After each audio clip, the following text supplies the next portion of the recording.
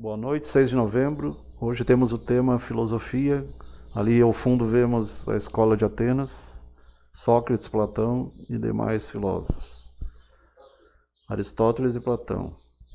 Tem outro que tem o Sócrates, né?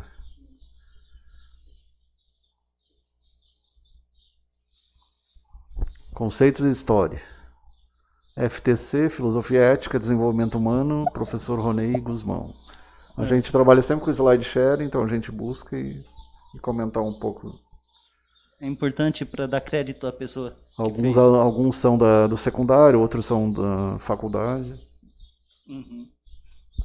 Lembrando que esse é o primeiro de uma série, né? Vai ser falado sobre outros programas de filosofia, né?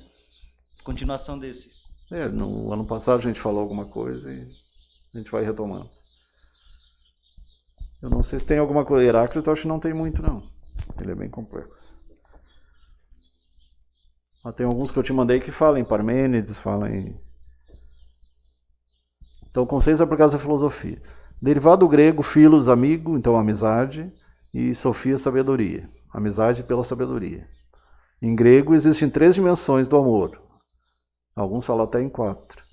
Philos, ágape e eros. O eros é o mais erótico, o ágape é o mais espiritualizado e o philos seria mais ligado ao conhecimento propriamente. Inclusive, a própria palavra erotismo vem de eros, né? Vem de eros, né? O deus amor.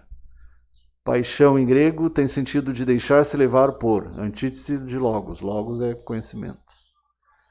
Ou a palavra também é usada no Evangelho de João, por exemplo. Para Mário Sérgio Cortella, a gente comentou sobre ele hoje. A filosofia se empenha, eu considero ele o Sócrates de hoje, deixar o mundo mais cheio de graça. A filosofia questiona a verdade aparente das coisas, tendo a sua base na indagação e na dúvida. Quem somos nós, de onde viemos, para onde viemos, aquelas palavras. O que estamos fazendo aqui? Adulterando Descartes, penso que penso, logo existo. Eu discordo do Descartes, porque tem seres que existem e não pensam. Então é uma coisa bem discutível. Esse cogito ergo sum, que em latim é cogito ergo sum. O Descartes, inclusive, ele foi criticado depois, não sei se foi por Voltaire ou por Schopenhauer, não lembro, acho que foi por Voltaire, que o Descartes ele tinha um pensamento muito antiquado em relação aos animais. Ele achava que os animais eles eram feitos para servir o homem, né? E depois um desses filósofos, não sei se foi o Voltaire ou o Schopenhauer, que falou que é idiotice tu falar que os animais têm como única função servir o homem. Eles também são. Na verdade, ele tinha um pensamento bíblico, né? Lá do Gênesis. Sim, ele era... Mas tem um livro dele que é interessante, A Paixão da Alma, Paixões da Alma. Sim, só que, inclusive, o Descartes ele criou o plano cartesiano. O discurso do método. Isso. Indução, dedução, são temas que ele discorre. Exatamente, só que eu penso da seguinte forma, Deus criou as plantas e os animais também. Logo, elas também são criações importantes dele, né? Ele levava muito ao pé da letra. Sim, sim.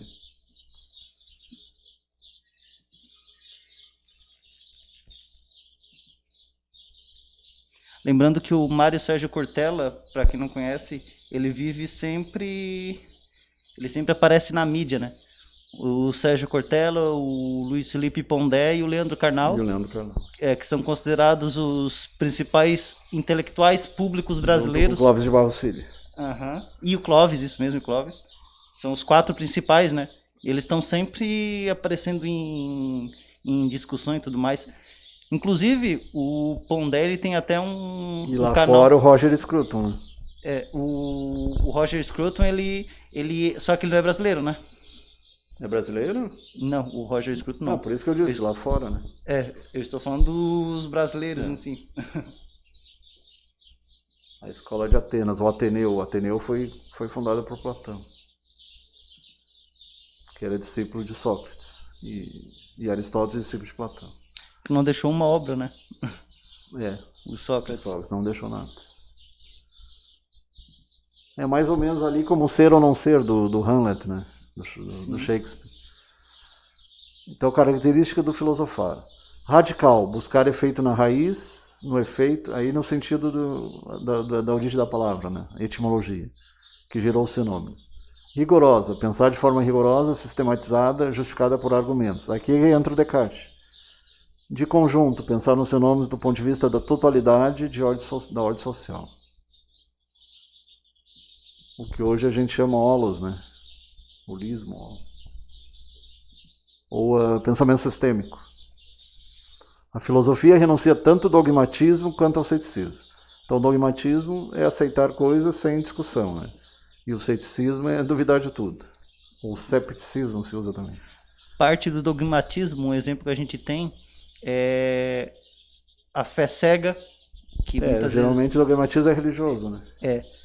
Embora eu acho que ele também, dependendo da situação, ele pode ser ideológico em determinados grupos. Também. Por exemplo, tu uma pessoa radical, tu cria grupos de radicais igual a tu, que tu aliena e tu diz que se pensar direito diferente de ti, tá errado. A filosofia, ela questiona isso, né? Aí quando se fala em seitas, né? Isso, não basicamente. Nada diferente. E tem os dogmas religiosos que muitas vezes eles também alienam.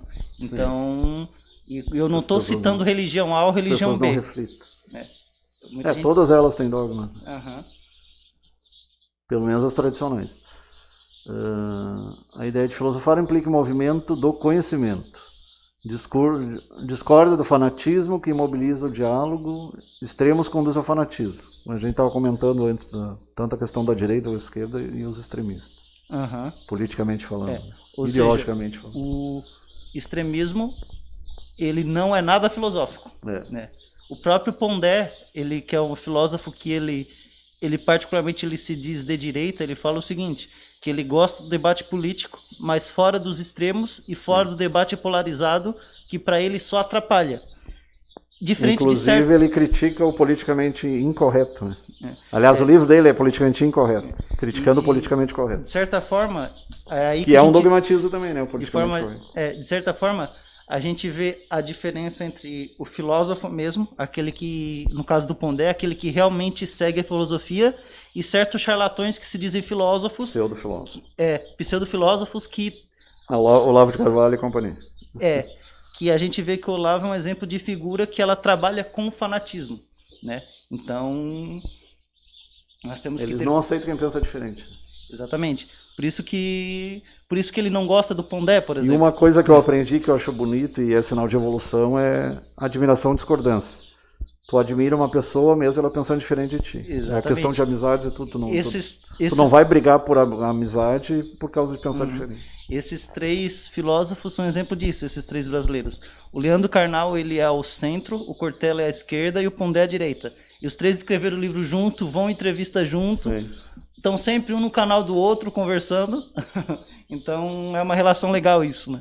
Que é uma relação realmente de respeito, né? Isso faz a gente ser humano, né? Que a gente tem que resgatar isso, né? A gente tem que resgatar isso pro... Ainda mais nos dias de hoje, né? Sim. Se a essência se confundisse com a aparência, não haveria ciência. Karl Marx. Aí ele falou uma verdade mesmo. A essência é a alma, o espírito, a aparência é o que tu aparece, o fenótipo. Não haveria ciência. Discorde-se ou não de muitas coisas que ele fala? O essencial é invisível aos olhos, né? Antônio Santos Exupéry. Tá. Tem extremos conduz ao fanatismo. Isso. O mito. Então o mito tu vai lembrar complexo de Édipo, aquelas explicações antigas para os fenômenos naturais. Em forma de histórias, em forma de parábolas. É a intuição compreensiva da realidade. Pela intuição, não necessariamente pela razão. A intuição vem de cima. Não se fundamenta na razão, sendo, portanto, antítese do conhecimento científico. Na verdade, aqui está falando da período pré-científico. Augusto Comte, que é do positivismo, afirma que a maturidade da civilização ocorre com a superação das formas míticas. Isso é uma coisa discutível. Hoje em dia tem o mito do herói, tem um retorno ao estudar o mítico também. Até a própria história da psicanálise, Freud e Jung usavam muitos mitos. Ao supervalorizar a ciência, surge o mito do cientificismo, o mito da imparcialidade científica. Então, essa história que o cientista é neutro é relativo. Ele deveria ser neutro, mas nem sempre o é. Os mitos estão presentes no senso comum, que é o pensamento popular, no folclore, nas fábulas, nos gibis, histórias e quadrinhos, na fé, na mídia, na história, nos partidos políticos e por aí vai. Frequentemente reproduzimos ritos muito vinculados à mitologia, Páscoa, Natal, festas juninas, Halloween e outras festas populares. Que a gente falou, né? Boi Semana bumbá, passada semana passada fizemos do Halloween, a gente explicou. Que era o dia de todas as almas, não necessariamente dia das bruxas, que foi uma criação da igreja. Isso. Uma criação da igreja para demonizar, né? Na verdade, a comemoração. Embora ela tenha sido a fundadora desse Halloween, pelo que a gente estudou. Uhum. Inclusive vocês podem acompanhar, ele está aqui no Facebook e já está no YouTube também. Já tá. Então vocês podem dar uma olhada lá. Perdi minha máscara de novo. Fui conversar com o Mário, lembro que eu segurei lá na mão e não sei se acabei largando no chão. Procurei depois, não achei mais. Filosofia na Grécia Antiga. Período pré-socrático.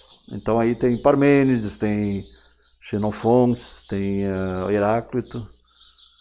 Século VI a.C. Esses aí é século VII, VIII antes. Busca por entender a essência do funcionamento da natureza e astrofísica. Parmênides e Heráclito. Parmênides mais ligado à água e Heráclito mais ligado ao fogo. Na época eles falavam muito do terra, fogo, água e ar. Sim. O Heráclito dizia que tudo começou com fogo, e tem certo sentido, né? Porque os sóis começam no fogo. E a água também tem sentido, Sim. Porque a vida, até onde a gente sabe, começou nos oceanos. Inclusive, as algas. Essa é uma discussão que ela perdurou até Aristóteles, inclusive, e posteriormente a química que começou a questionar isso. E a medicina era influenciada muito por Exatamente. A química, ela começou, o primeiro escritor, agora não fugiu o nome, o primeiro escritor de química, ele começou a questionar isso e ele criticou Lavoisier? essa... Não, o Lavoisier não foi o primeiro escritor, foi o primeiro escritor de química, agora me fugiu o nome. Ele escreveu um livro que ele criticava justamente essa ideia de Paracelso e de Aristóteles, de terra, ar, fogo, água. Uhum. O período pós-socrático, século V, aí nós temos os neoplatônicos, neopitagóricos, e temos os neo... Qual era o discípulo do Platão? Neo-aristotelianos também. Sócrates se voltou a questões relacionadas ao homem. Período subdividido entre os sofistas, ênfase na retórica. Os sofistas hoje em dia seriam aqueles gargantões, né? Provavelmente o Olavo de Carvalho é um sofista. É mais ou menos aquele Sim. estilo ali. E lembrando que os sofistas eles eram muito criticados por Sócrates, por Platão, por Aristóteles. Aí tinha os cínicos, tinha vários movimentos naquela época lá. A retórica, a subjetivação dos sujeitos, Protágoras. E os discípulos de Sócrates, Platão e Aristóteles. Que influenciaram até pelo menos 1500, né? Influenciaram bastante.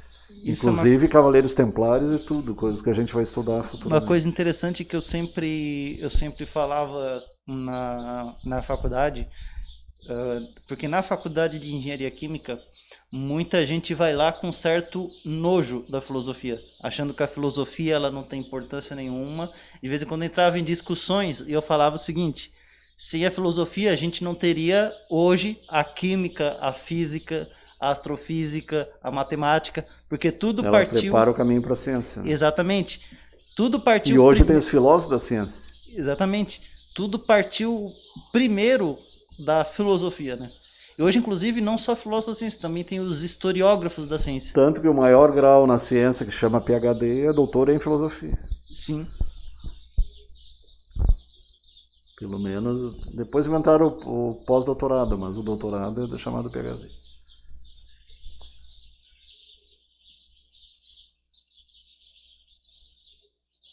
E aí temos Pitágoras também, né? Ali não cita, mas tem. Tem muita coisa que ele influenciou na música, na construção, nas catedrais. Sim. Então, Sócrates, 470 a 399 a.C. Então tem uma certa semelhança lá com o nosso amigo lá, né? Uhum. Só sei que nada sei. Então a questão da humildade, isso aí é essencial.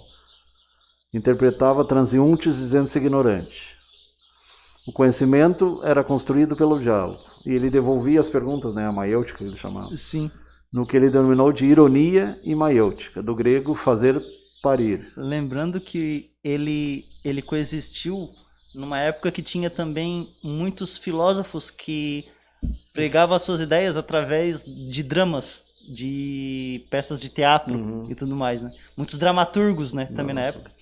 Que era muito comum o teatro dessa época ele ser repleto de filosofia. Sim, sim. Que basicamente foi lá na Grécia Antiga que começou isso, né? O teatro clássico, né? Aham. Na maiêutica socrática tem-se a noção que questiona-se tudo que parece óbvio. Diferentes sofistas entendiam que a virtude não era obtida apenas pela educação, que os outros eram eruditos, né? Gostavam de falar bonito, e ele era um cara bem simples. E era considerado o mais sábio daquela época lá. Mas pelo outro próprio nome, lei e regra. Pelo alto. Autonomia.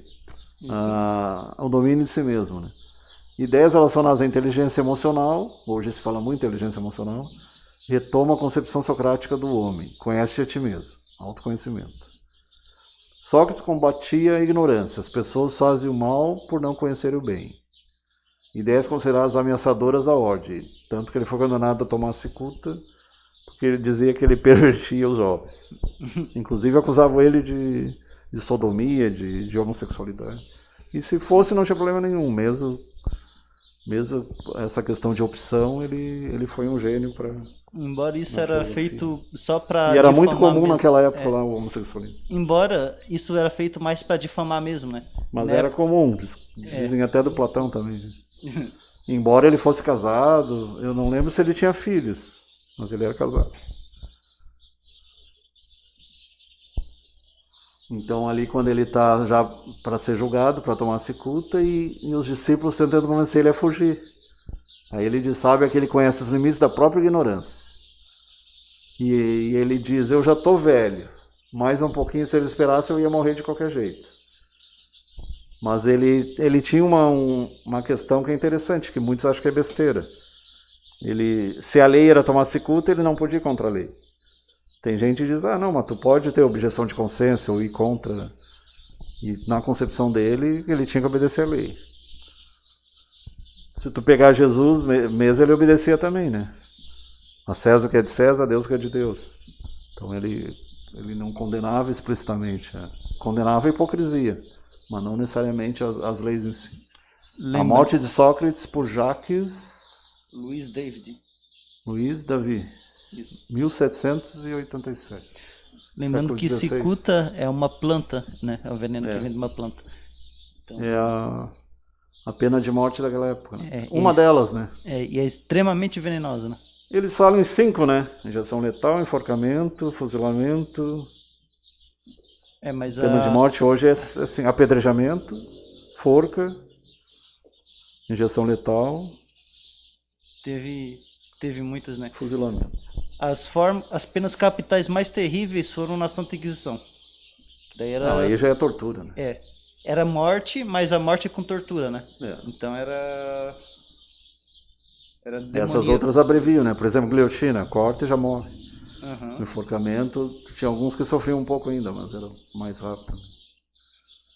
E vamos deixar bem claro que a gente não defende pena de morte. Sim, a gente só está falando porque a gente aliás, não pode... nenhum tipo de morte, a não ser por autodefesa. Mas não eutanásia, aborto, eugenia. A gente não está negando, a gente não está concordando com a pena de morte. Só que a gente não pode negar a história. Por exemplo, eu sou contra usar arma, mas eu não... Se a pessoa quer ter uma arma em casa, eu não sou contra. É uma questão de proteção pessoal, proteção da família, e a pessoa tem que ter o direito a se proteger. Se ela não confia na polícia, nas autoridades, ela tem o direito de se proteger. É uma coisa bem polêmica lá nos Estados Unidos. Embora lá é liberado, né? Mas tem muita discussão, né? Aqueles acidentes lá que matam um monte de criança e tudo. Então, esses acontecimentos mexem um pouco com... Sim. Até que ponto as pessoas devem ser armadas? O ideal seria desarmar total, mas aí teria que ser total mesmo, inclusive dos bandidos. Os novos... É até interessante o contexto histórico disso, porque foram produzidos recentemente novos episódios da Turma do Pernalonga. E no passado, a gente vê o hortelino perseguindo o coelho com espingarda. Por conta desses casos que teve ali, os escritores, os criadores, eles, para não se queimar, eles tiraram. Não, a gente não vai por arma de fogo. Daí a pessoa fala: ah, então. Festim? Daí falou: então como é que eles perseguem? Eles não usam arma de fogo. Agora o hortelino e o eufrazino, eles usam machado, motosserra, essas coisas.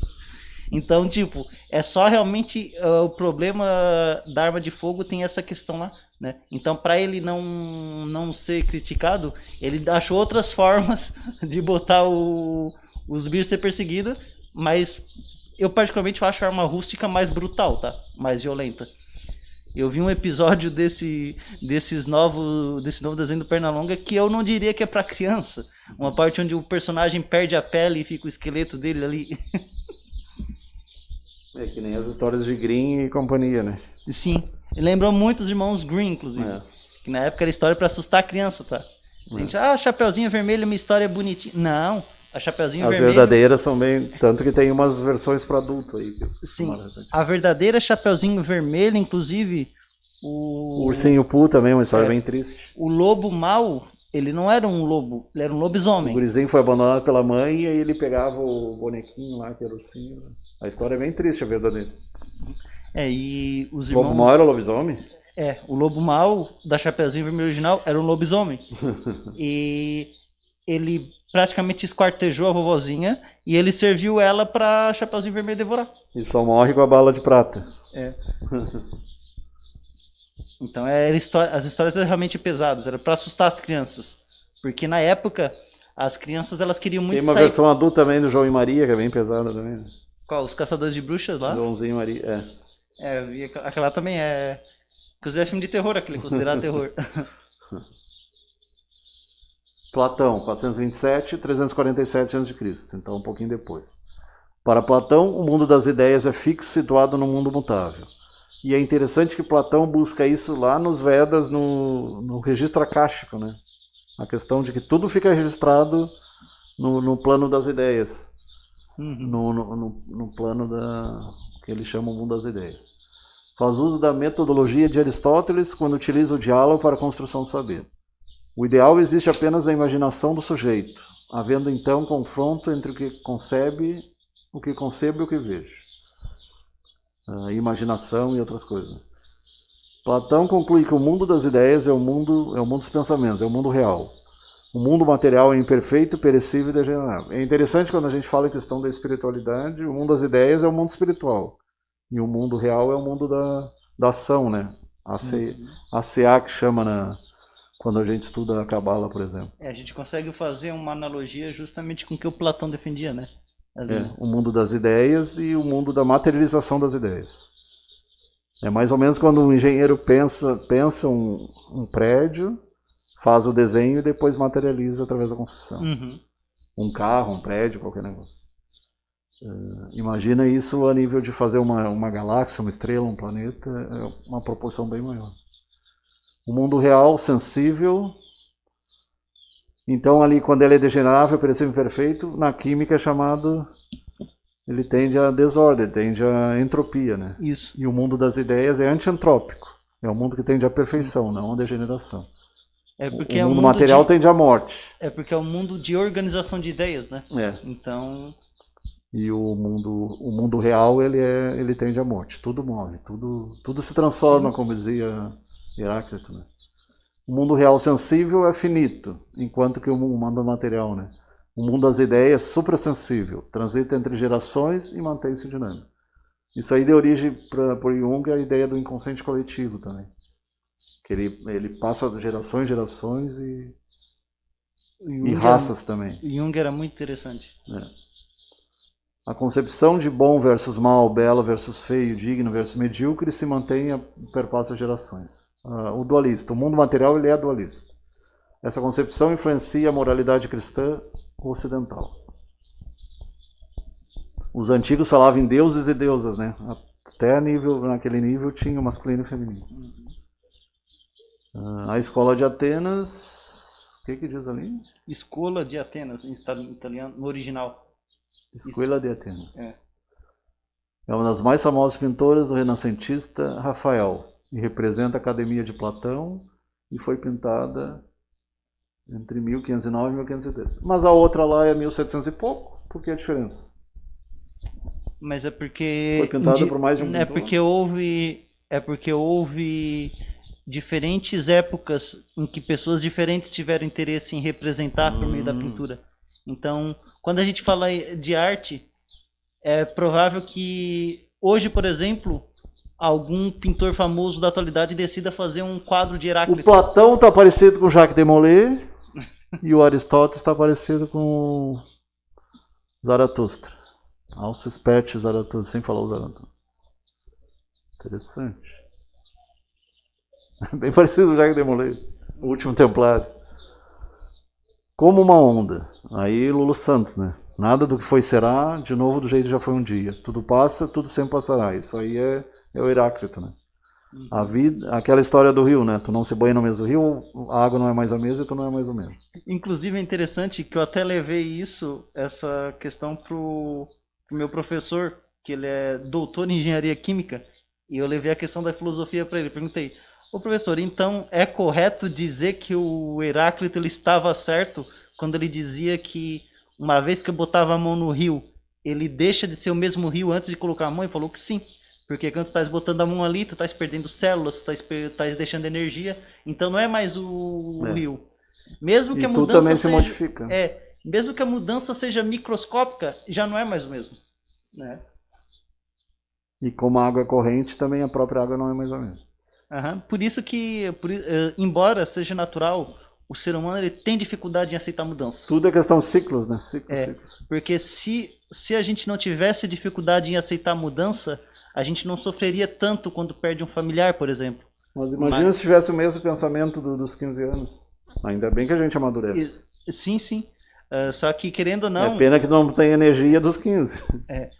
Esse é um problema que o ser humano não é muito difícil para o ser humano aceitar a mudança, né? Ou se adaptar a ela. Né? Acho que faz parte da evolução enquanto pessoa, como Darwin falava, né?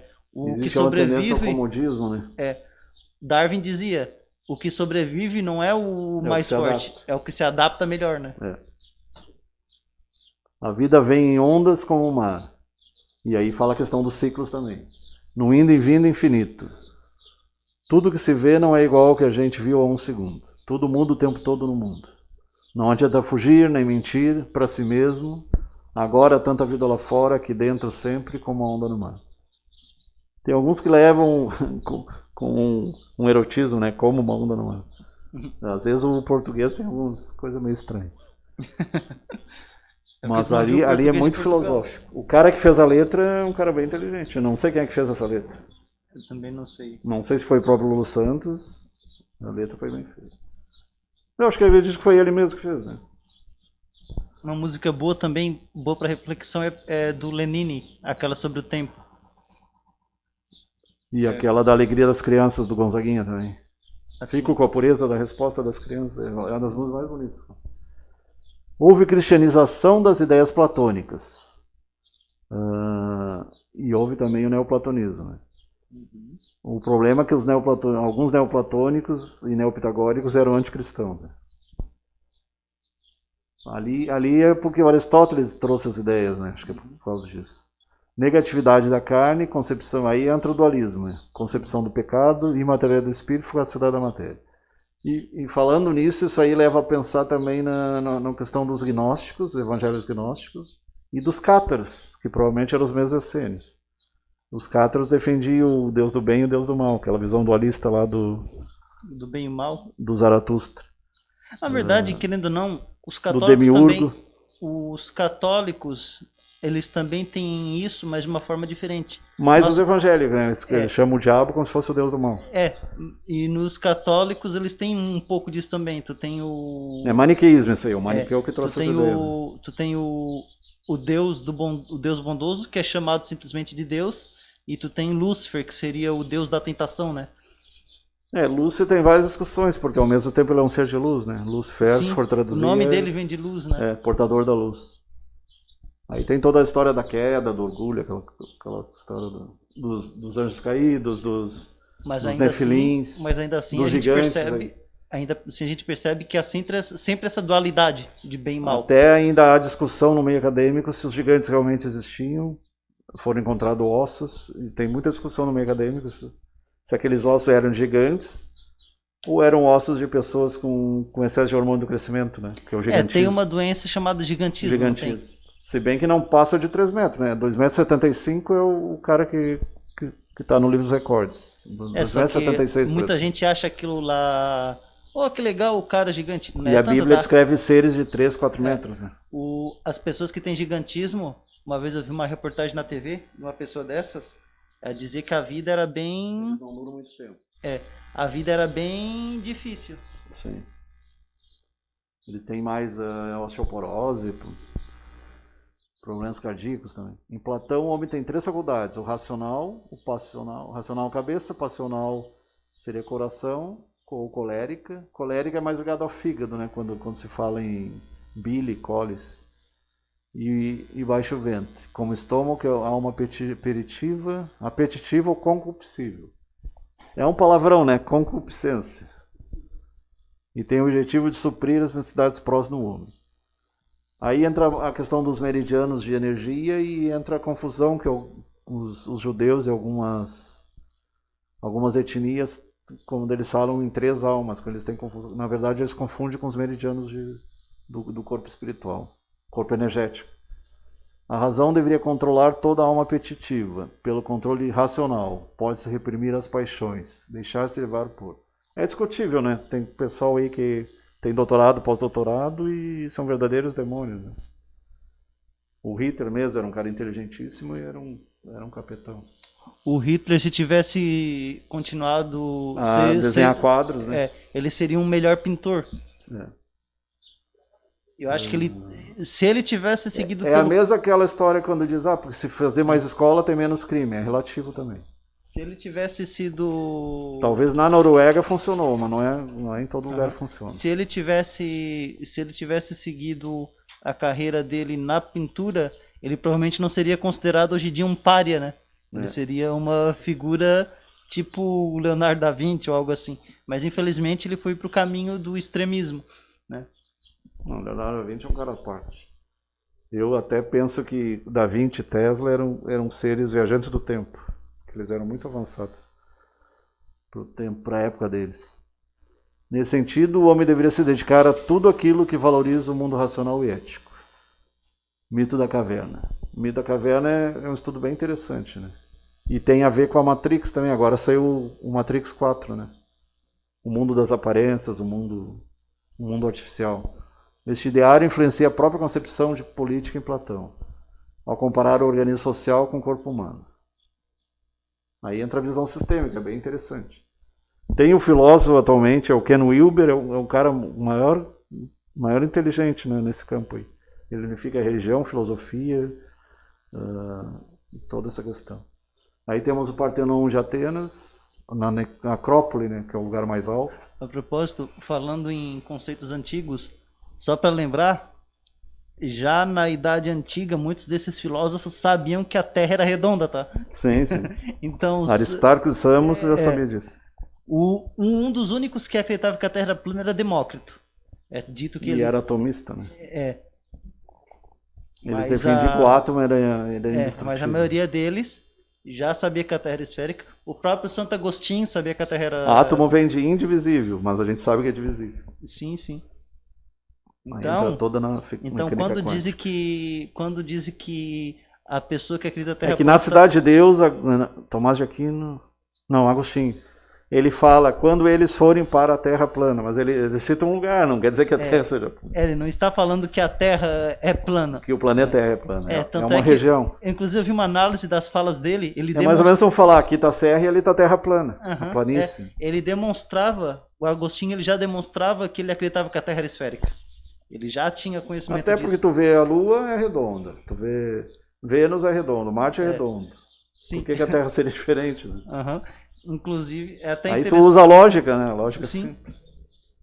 Então, sempre que falo que E não é porque se chama planeta, que parece plano, mas não tem nada. sempre que falo que o terraplanista tem um pensamento medieval, não, ele tem um pensamento pré-histórico mesmo. E mais idiota é aquela guria que diz, só namora terraplanista. É mais idiota ainda. E ali tem a geometria sagrada, a sequência Fibonacci, todos esses Partenon, templos né? antigos tem a geometria sagrada, o número 314, 1,14, não, 1,608 e o Pi também, o 3,141560. Geometria. É mais Pitágoras, né? Aristóteles estão 384 e 322 antes de Cristo. Diferente do pensamento platônico, as ideias de Aristóteles não influenciaram o cristianismo.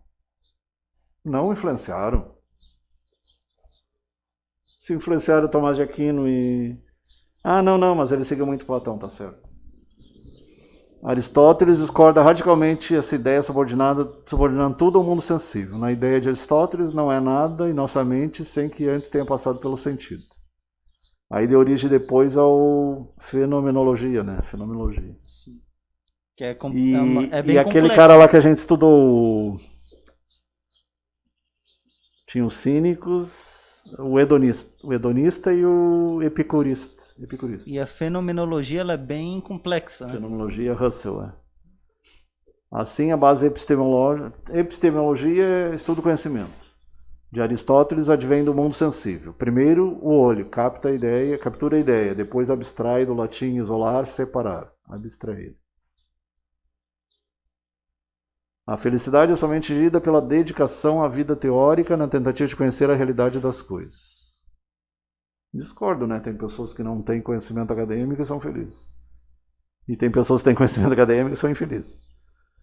É questão até de ética, é outra questão. A lógica para Aristóteles é condição para formar o raciocínio e a reflexão humana. Lembrando que a lógica começou lá com Sócrates, depois passou por Aristóteles, até chegar... Inclusive, há alguns que defendem a teoria de que as pessoas que elas sabem muito, têm muito conhecimento, elas, devido à situação, elas podem ter uma tendência maior a ficarem tristes, depressivas. Sim. Porque elas começam a questionar o mundo, questionar as coisas, né? E são bastante ateístas também. Sim. Até chegar ao alemão lá, que a gente já estudou, o Kant, Immanuel Kant. Epicuro, então a gente já teve um estudo sobre Epicuro, 341, 271. Para Epicuro, a felicidade é o prazer resultando da satisfação dos desejos. Então o hedonismo também. Tu vive para o prazer. Muita gente está nesse tipo aí. É o eros, né? Eles não chegam ao ágape nem ao filos. Transporta a essência para a materialidade do ser humano. Por exemplo, o pessoal que defende a liberação da droga e tudo, eles estão nesse estilo aí. Tudo desejo, sensação. As angústias humanas se situam nas preocupações religiosas e as superstições. Todo o universo, inclusive o homem, é composto materialmente. Esse aí pegou um pouco dos atomistas lá, né? De Leucipo, Demócrito. Para o alcance da felicidade, cabe alimentar certos desejos e moderar outros. Outra em cima. Aqui, ó. Todo o universo, inclusive o homem, é composto materialmente. Já tinha falado? Já. Contentar-se um pouco seria segredo para ser feliz. É que ele se contenta com pouco, né? Não, para ele, comer, beber, fazer sexo, tá tranquilo. Ele não quer muito mais do que isso. Idade Média, então, século V a século XV. Não tem um copo d'água aí, não. Aqui eu posso lá pegar. Escassa produção filosófica. Aí é a Idade Negra mesmo, como ele chama. Por isso, né, que é a Idade das Trevas, né? Idade das Trevas. Aí que veio a Inquisição, as perseguições religiosas, as cruzadas. Foi um predomínio do lado mal do ser humano, do lado sombra na linguagem de Jung. Ou id na linguagem do Freud. No lado bem animalesco, bem atrasado. A fé cristã sempre tinha a última palavra. Aí era a época dos escolásticos, Agostinho, Tomás de Aquino. Tomás de Aquino faz algumas mudanças em contato com as ideias aristotélicas, enquanto o Agostinho trouxe mais de Platão, de Pitágoras. Os servos eram considerados propriedade, vistos como coletivo e não como indivíduo.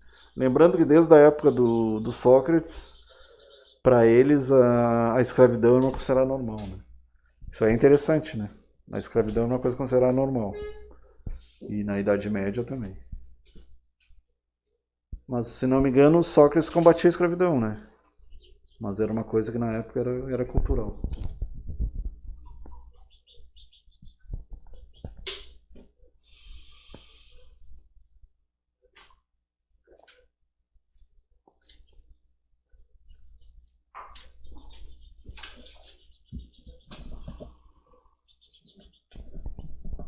Propriedade. Isso aí inclui até a mulher, né? Faz bem pouco tempo pra cá que a mulher começou a ser reconhecida como um ser com alma. Teve uma época que diziam que não tinha nem alma. Tanto aquela história da costela, aquela história boba lá, era para dizer que ela era subserviente. Sim. Até Paulo de Tarso chegou a defender isso, né? Que a mulher era subserviente ao marido. E a Idade Média, ela reforçou muito essa tese. E na verdade, acho que o primeiro feminista acho que foi Jesus mesmo, né? Que até Ele já ali, defendia, foi a primeira pessoa que defendia igualdade, na verdade. Tanto que um dos apóstolos era Maria Madalena. Então teve outras mulheres que participavam, era considerada 13ª ou 14ª. Jesus Cristo foi uma das primeiras pessoas da história que 14ª defendia... porque tinha Matias aí. Se a gente pegar as palavras de Jesus Cristo, a gente vê que ele defendia respeito a todos. Sim. Diferentemente de religião, raça, cor, sexo, gênero. Seres humanos e animais também, né? Exatamente. Por isso que muitos...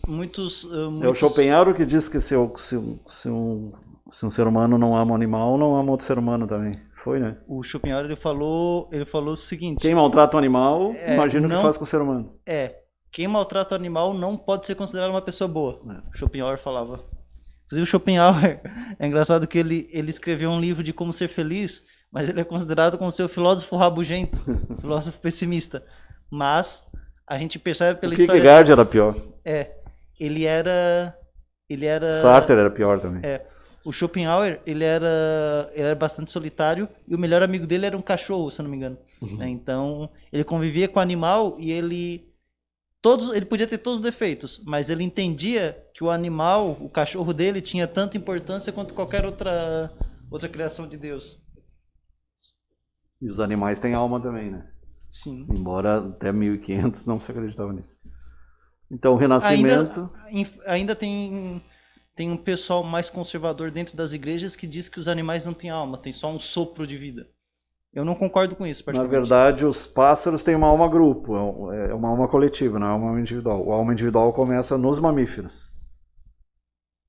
Sim. Os mamíferos... Embora tenha algumas aves que já têm uma individualidade. Os corvos são... Corvos, papagaios, cracatuas. E tem outros animais que são bastante inteligentes também, que é os polvos, né? O polvo é extremamente inteligente. Já no molusco, então a inteligência já começa bem antes. Aham. O próprio desenvolvimento do sistema nervoso começa lá na Estrela do Mar, se não me engano. O polvo, se a gente olhar para o polvo, ele é meio alienígena, a anatomia dele. E isso aí é uma pesquisa que indica que talvez o polvo, as primeiras células que deram origem a ele, realmente vieram do espaço. E dizem que o cachorro, o gato, golfinhos, baleias vieram de fora também. Eles são muito interessantes, a comunicação deles, a ecolocalização, tem coisas bem... E até a questão da proteção e da amizade deles pelo ser humano e por outras espécies. Né? Lembrando que a ecolocalização, que ela morcego, é presente em morcego... E golfinho também. Muita gente não sabe o que é isso. Baleias também. A ecolocalização, é graças a ela que a gente tem o radar, tá? Porque Sim. o radar e o sonar. Os radares, eles foram criados com base no sonar dos morcegos, da ecolocalização. Então, o sonar marinho e o radar no ar. A natureza nos ajudando a humanidade. É o que a gente chama biônica, né? Como utilizar coisas.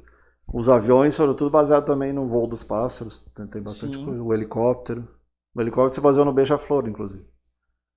O beija-flor são 390 batidas de asa por minuto. Sim. Por isso que ele diz que ele não dura muito, ele morre cedo, é muita energia. A cada hora ele tem que ir lá e pegar o néctar da planta. Eu descobri também que louva-a-Deus mata beija-flor. Também não sabia. Louva-a-Deus. Os louva-a-Deus eles têm força para pegar um pássaro voando. E o beija-flor, que é o menorzinho, é o que mais sofre com isso. Ele é bem pequenininho. O renascimento, então, é quando o ser humano se volta de novo para o estudo de si mesmo. Retoma-se, então, aquelas... Até tem uma teoria que os gregos vieram para Paris. E Itália também, e aí começou o renascimento. Quanto à racionalidade romana no conceito do direito. O direito todo é baseado no direito romano. A burguesia, classe em ascensão, discordava do teocentrismo, que é tudo centrado em Deus, valorizando o antropocentrismo, que é a centralização no ser humano. Surge a noção da individualidade. Porque o teocentrismo, o problema é as teocracias, né? Sim. São dominando o povo através da religião. Seja cristã, seja muçulmana, seja búdica. Elas tendem muitas vezes a ser tão seja autoritárias, bramânica, quanto Stalin e Hitler, muitas delas historicamente foram. Os próprios Sarós se consideravam filho dos deuses, Sim. o César se considerava filho dos deuses, Alexandre o Grande, os Luíses da França, todos, e os czares na Rússia se consideravam filho dos deuses. Lembrando que na Idade Moderna, que seguiu o Renascimento, que o conhecimento começou a ser resgatado, né? Como já disse aqui, não só a filosofia, como a ciência também começou a surgir daí por em diante. A ciência moderna, né? Começou a ter separação. Por exemplo, antes a astronomia e a astrologia era a mesma coisa. Foi no Renascimento que teve essa separação. A astronomia virou a ciência, a astrologia virou o negócio lá de signos. Mais mística, né? É. Surge a noção da individualidade e depois personalidade e coisifica-se o contemplado. Então a coisificação, tudo é coisa, é isto, é aqui. Coisificação. Então o pensamento renascentista. Então o renascimento aquelas ideias antigas lá da Grécia clássica. A burguesia, a classe média e a classe, os que tratam comércio e também nas empresas, empresários, né? Estimula, eles se originaram dos artesãos, né? Depois começou a Revolução Industrial, surgiu a burguesia. Estimula a busca de novos caminhos ao conhecimento. Surge Bacon, Newton, Locke, Descartes e dão valor à racionalidade. Francis Bacon e Roger Bacon, o Sir Francis Bacon, o Newton, Isaac Newton, tanto na física quanto na metafísica e na astronomia, astrologia ele estudava também, e alquimia. Lembrando, quem fala que não dá de unir ciência e religião, o Newton era cristão. A maioria dos antigos era cristão, Pascal, Copérnico, a maioria deles eram. Lá já na época de Descartes, tinha alguns que começaram a questionar a questão de Deus, mas a maioria até ali acreditavam em Deus. Eram deístas, pelo menos. O próprio Voltaire era deísta. Ele era contra o Deus católico, mas ele acreditava em uma forma de divindade. Uhum. Alguns chamavam natureza, principalmente os monistas, né? Como Leibniz, como Spinoza. Então a advertência de Bacon: só se vence obedecendo. Só se vence obedecendo. Parece meio contraditório, né? Sim. Talvez ele queira dizer que se tu quiser confrontar, tu pode ser morto, né? Talvez nesse sentido. Cautela, a questão da cautela. Provavelmente. A filosofia é convidada a refletir acerca do próprio homem. Não só o universo, mas o homem em si. Então, iluminismo, século XVII, século XVIII. Não confundir iluminismo com Illuminati, são coisas diferentes. Pois é. Iluminismo é a busca do conhecimento. Não tem nada a ver com a seita Illuminati, que é outra história. A razão como mecanismo da organização da sociedade. Desencadeou a Revolução Industrial. Lembrando que Illuminati a gente já fez um programa sobre isso. Eram os burgueses combatendo a influência do clero na constituição da sociedade. E, na verdade, como o Halen falou uma época, eles combatiam o clero autoritário, que era tipo dos czares ou os dos Luís de França. Porque eles não combateram o clero na Inglaterra, nem na Escócia, nem na Irlanda. Pelo contrário, eles uniram eles e a própria criação da maçonaria. E eles não combatiam o clero indo lá ameaçando de morte os padres. Eles combatiam por meio da ciência, propondo a ciência, o pensamento, o questionamento. Isso. O lema liberdade e igualdade, na verdade é 3, né? Liberdade, igualdade e fraternidade. Estimula ideias sobre a cidadania. Que foi distorcido, né? Depois, né? No, E foi usado para o terror, né? Que é o que acontece historicamente. As pessoas pegam um conceito legal, elas distorcem e transformam em algo para atender os seus objetivos mesquinhos, que foi o que Mao Zedong fez com a arte da guerra, né? Que a arte da ele fez tudo o contrário do que está na arte da guerra. Só que ele dizia que se baseou na arte da guerra, mas fez tudo ao contrário. No campo político destaca-se Hobbes, ele tem aquele o Leviatã, né? Montesquieu e Rousseau. O Hobbes é bastante importante. E Voltaire também. O Hobbes é bastante importante Contrato social? No campo da economia também, se eu não me engano. Acho que é contrato social. Economia e política. E o Leviatã. Né? Não, contrato social é o Rousseau. Isso. E Montesquieu, não lembro, mas tem alguns aforismas, né? Tem outro cara ali da época, aforismas de... não lembro agora. A Estado da Liberdade, um presente da França para os Estados Unidos, tem por simbologia a deusa Sofia. E a maçonaria e os ideais iluministas. Na época, o Franklin era embaixador na França, né? A maioria desses caras eram maçons, né? Maçons, Rosacruzes. Acabou, era isso. É isso? Sim. Boa noite, então. Semana que vem seguimos. Semana que vem é uma sexta-feira 13. Eu tenho um tema que a gente podia falar. Qual? A morte dos Templários e dos Cátars. Pode ser. Que foi uma sexta-feira 13. 13 de outubro de 1314. É uma boa. Dá uma olhada se tu achar, dá pra comentar. Boa noite. Boa noite.